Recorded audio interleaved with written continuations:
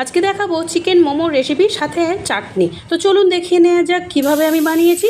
প্রথমে আমি ময়দাটাকে মেখে রেখে দিয়েছি। এখানে কড়াতে সর্ষের তেল দিয়ে রসুন, ক্যাপসিকাম, পেঁয়াজগুলো পরপর করে আমি ভেজে নিয়েছি। একটু আদা কুচি দিয়ে দিয়েছি। সব ভাজা হয়ে গেলে গ্রেট করে রাখা চিকেনটাকেও দিয়ে দিয়েছি। দিয়ে খুব ভালো করে আমি কষিয়ে নিয়েছি। তারপরে পরিমাণ মতো নুন, হলুদ, লঙ্কার গুঁড়ো আর একটু চিকেন মশলাও দিয়ে দিয়েছি। দিয়ে খুব ভালো করে ভাজা ভাজা হয়ে গেলে শুকনো শুকনো আমি নাবিয়ে নিয়েছি। এরপরে নাবানো হয়ে গেলে একটু ঠান্ডা হয়ে গেলে আমি মেখে রাখা ময়দাটাকে দিয়ে পরপর করে পুর বানিয়ে আমি মোমোগুলো পরপর করে আমি তৈরি করে নিয়েছি। নিয়ে একটা ডেচকির মধ্যে আমি গরম জল বসিয়ে ঝাঁঝরিতে সাহায্যে আমি ভাপিয়ে নিয়েছি মোমোগুলোকে।